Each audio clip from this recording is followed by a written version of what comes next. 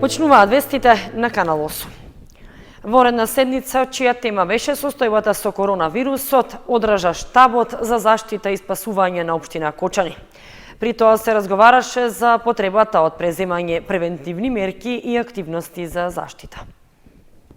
Штабот за заштита и спасување, што е формиран со решение на Советот на општина Кочани, ја одржа првата средба посветена на преземањето превентивни мерки против коронавирусот. Градоначалникот Николчо Илиев, представници од Центарот за јавно здравје, од Лекарската комора и други здравствени лица во конструктивна атмосфера донесоа неколку заклучоци што ќе бидат проследени до повеќе институции во општината. Ние како институција ќе ги проследиме до училиштата, градинките и сите други институции кои се опфатени со овие препораки, се со цел препораките достигнат до сите целни групи и да се преземаат превентивни мерки со цел да спречиме евентуална инфекција со коронавирусот кој навистина е присутен веќе и во нашата држава. Според лекарите, симптомите кои што досега се познати се дека коронавирусот предизвикува суво грло, кивање, солзање на очите, а дури по 3 до 4 дена се јавува покачена температура. Препорачаа болните да се лекуваат дома и да не се мешаат со други пациенти по амбулантите. Представници на Центарот за јавно здравје посочија дека доколку болните од Кочанскиот регион имаат симптоми, а освен тоа престојувале и во ризични земји со коронавирус, да се обратат на телефонскиот број 071 373 913. Потоа ќе следи епидемиолошка анкета и тие ќе бидат упатени на лекар кој ќе го утврди степенот на ризик. Доктор Ванчо Апостоловски, председател на Лекарската комора во Кочани, истакна дека е важно да се избегнат непотребни патувања, а лицата кои патувале во ризични земји да бидат 14 дена во куќна изолација. Мерки кои што треба да се преземат за луѓе кои што патувале во странство, во ризичните подрачја, да мора да се информират на границата, да си го земат флаерот кој што ќе биде даден, убаво да го прочета и доколку имат некакви симптоми кои што се опишани тамо, да го контактират телефонскиот број на Центарот за јавно здравје во Кочани, каде што ќе добијат една епидемиолошка анкета, ќе бидат испрашани во делот за симптомите и тие работи, и доколку има потреба, понатаму ќе бидат прегледани од лекар.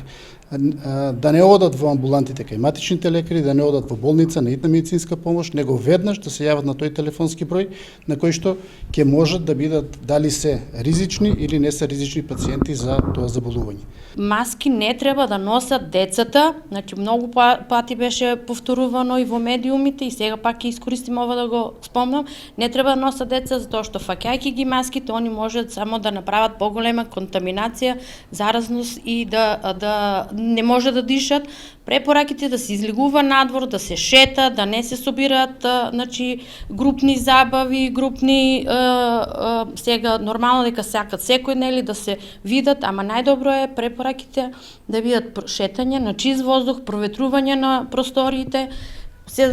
Времето ни е топло, сонцето е добар сојузник, значи на нас да биде останеме здрави. Заклучоците утврдени на состанокот ќе бидат пренесени и до транспортните предпријатија во Кочанско, кои имаат чести релации до деловите во Италија што се зафатени со коронавирусот. Палењето на страништата во Кочанско не престанува, а типичен пример беше изминатото деноноќие кога пожарникарите имаа над 16 интервенции. Со надчовечки напори била спречена поголема материјална штета и е отстранета опасноста да се запали бензинската пумпа кај Чешиново. Територијалната противпожарна единица од Кочани за само 12 часа имала рекордни 16 интервенции кај пожари на отворен простор. Сите биле во полскиот регион на општините Кочани и Чешиново Облешево. Пожарникарите во полн состав непрекинато гаселе пожари на сите делови од Кочанско поле кое беше во пламен. Во доцните вечерни часови огнот стигнал на само 50 на метри од бензинската пумпа кај селото Чешиново, а пожарникарите со огромен напор спречиле поголема катастрофа. Вчерашниот ден можеме да го забележиме како многу тежок. Имавме преку 16 интервенции и опожарена површина над 35 хектари. И тоа почнувајќи од Оризарско поле до Чешиново. Загрозени беа неколку витални објекти, како например бензинска, бунари и повеќе домакинства.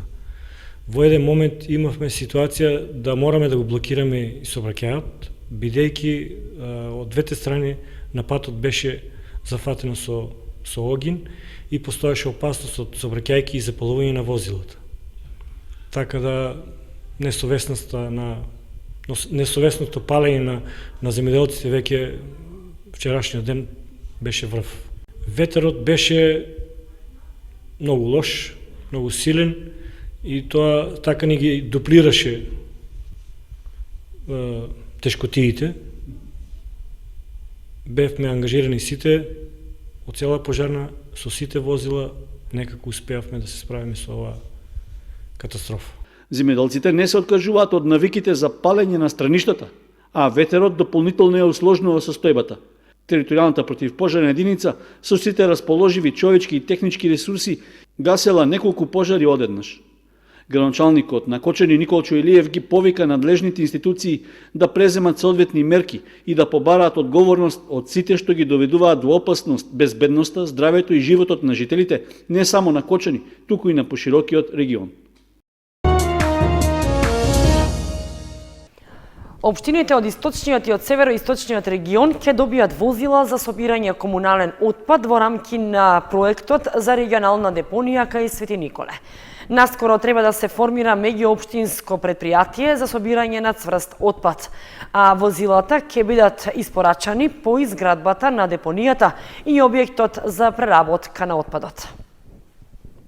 Кон крајот на месец мај, 18 општини од источниот и североисточниот регион ќе добијат вкупно 41 камион за собирање и транспорт на комунален отпад, како дел од проектот за регионална депонија кај Светиниколското село Мечкуевци.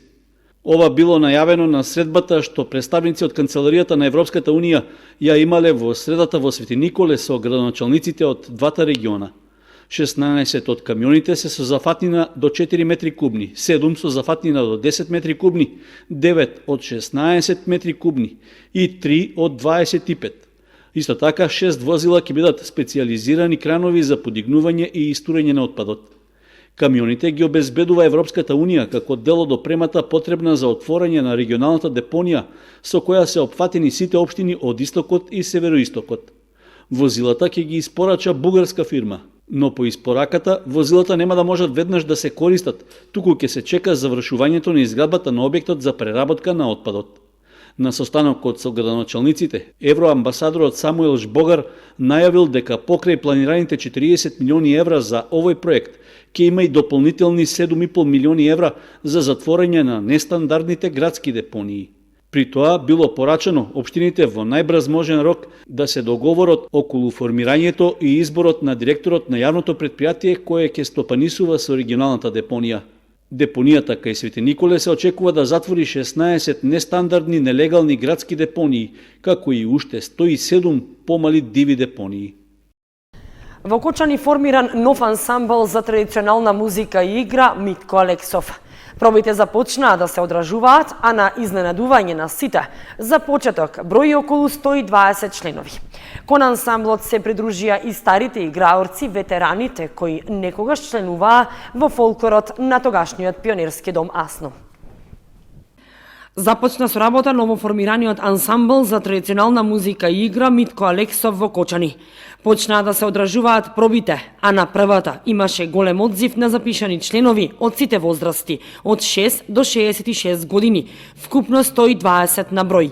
Со ансамблот работат уметничкиот раководител Ристе Ѓоргиев, кој професионално се занимава со традиционална музика и игра како уметник во ансамблот Македонија, и Ана Николова, раководител на групите, како и Васил Ангелов, стручен соработник. Во рамките на општина Кочани се формираше ново здружение, односно ансамбл за традиционална музика и игра, под кој го носи насливот на доајенот на македонскиот фолклор, кој воедно е и жител на Кочани, покојниот Митко Алексов. Ние сме задоволни од одзивот на луѓе и жители на општина Кочани што се заинтересирани за традиционалната култура на нашиот народ. И исто така сакаме да изразиме огромна благодарност до градоначалникот на општина Кочани, до Советот на општина Кочани, до општина Кочани, што даваат севкупна поддршка за сите манифестации поврзани со културата, но и со фолклорот посебно. Сите заинтересирани граѓани кои сакаат да членуваат во фолклорниот ансамбл Митко Алексов можат да не најдат на Facebook под наслов АТМИ Митко Алексов цртичка Кочани. Истите таму го има и телефонскиот број на кој може да се јават, да стапиме во контакт и да ги посочиме следните чекори за пристапување во фолклорниот ансамбл. Фолклорниот ансамбл врши упис на членови од 6 до 66 годишна возраст и истиот работи во просториите на Средното општинско училиште Лјупчо Сантов во Кочани. Во оваа прилика сакам исто така да изразам и огромна благодарност до директорот на Лјупчо Сантов, до училишниот одбор на Лјупчо Сантов и до сите професори и ученици во истоименото училиште, затоа што ни овозможија и не поддржа на еден начин да бидеме присутни таму и таму да ги држиме пробите. На првата проба, освен членовите, дојдоа и ветераните, односно поранешните играорци од тогашниот пионерски дом Асном, кои е дел од нив биле и наставници во фолклорот. Тие приредија вистинско изненадување со одигрување на орото, песни и игри од Источна Македонија. Ги изненадија сите со своето присуство, а најмногу стручниот соработник, наставникот Васил Ангелов, кој исто така беше присутен на пробата. И ветераните се заинтересирани да продолжат со пробите и членството во новиот ансамбл.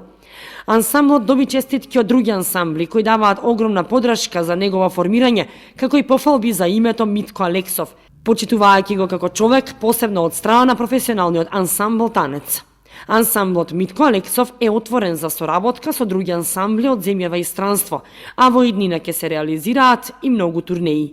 Освен изучување на традиционалните ора во ансамблот, ќе има и секции за изучување на традиционални инструменти и традиционално пеење, а со нив ќе раководат лица професионалци во тие области.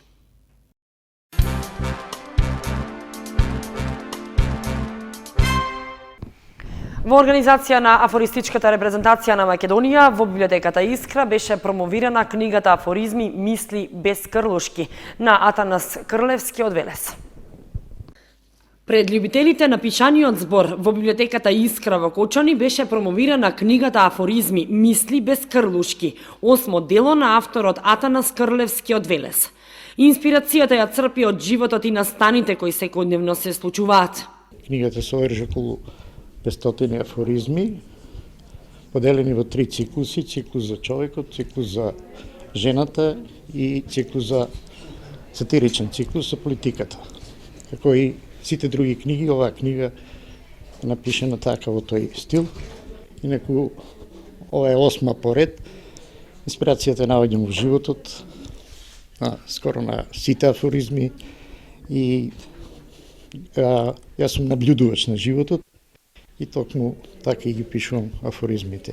Значи ги запишувам од самите настани и случаи во животот. На промоцијата за животот и делото на авторот говореше Славица Цветкова, а публиката имаше можност да слушне дел од афоризмите од книгата, како и да ужива во музичката точка на гитаристката Викторија Захариева. Покрај авторот на промоцијата зборуваше и промоторот на делото Јане Атанасов, како и рецензентот Ацо Ѓоргиев. Настанот беше во организација на афористичката репрезентација на Македонија. Маскирањето, палењето огнови и гатањето за празникот Прочка се во целосна спротивност со канонот на христијанството и типикот на православната црква. Прочка е празник на простувањето и очистувањето на гревовите, ден по кој започнува големиот велигденски пост, за кој исто така е воспоставено правило. Луѓето да не си креираат своји правила на постење и духовно живење, порачуваат свештениците. Карневалите кои последните години станаа голема туристичка атракција, како и палењето огнови и гатањето по повод празникот Прочка, воопшто не се во согласност со канонот на православната вера. Со маскирање и со палење огнови и со гатање нема да бидат опростени гревовите. Напротив, истото се коси со типикот на православната црква, предупредуваат свештениците. Прочка или Велики поклади е ден на православното христијанство, на меѓусебно простување помеѓу верниците пред почетокот на Великденскиот пост. Секогаш е 7 недели пред Великден и е празник на искрената и пожртвувана љубов кон ближните, кој треба да го следи примерот на Исус за безусловно и безгранично проштевање меѓу луѓето. Од понеделок до петок се пости на вода, односно не се употребува масло, додека сабота и недела е благословена употреба на масло и на вино, додека на празниците благовештени и цветници е дозволена и риба. Сите оние кои што сакат да постат нека дојдат, нека се консултираат со своите духовници за начинот на постот, бидејќи од оваа шема на пост има облажување за почетници во верата, луѓе кои што работат тешка физичка работа, болни, стари лица, нели доилки. Значи сето тоа олеснување и облажување да биде во склоп и со благослов на духовниот отец. Многу пати досега напоминуваме, така и сега ќе кажеме дека телесното воздржување од храна не го прави, не ја достигнува на вистинска смисла на постење, туку постењето пред се треба да биде духовно во воздржување од лоши помисли, од лоши дела.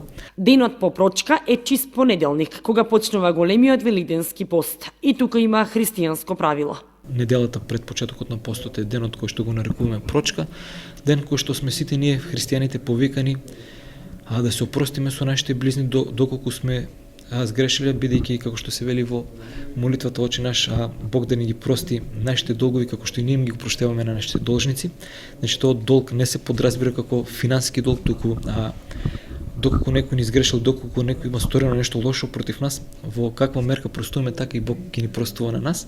Тековната недела пред прочка се нарекува сирна недела, кога не се јаде месо, туку дозволено е само млечни продукти. Прочка во семејството се обележува со богат ручак. На денот прочка во недела во Кочанската црква ќе се отслужи света божествена литургија, каде што свештениците ќе побараат прошка од верниците и обратно. Сите кои ќе постат може да се причестат на Тодорова сабота, бидејќи тогаш ќе се служи света божествена литургија, но само со претходна исповед и со благослов на духовник.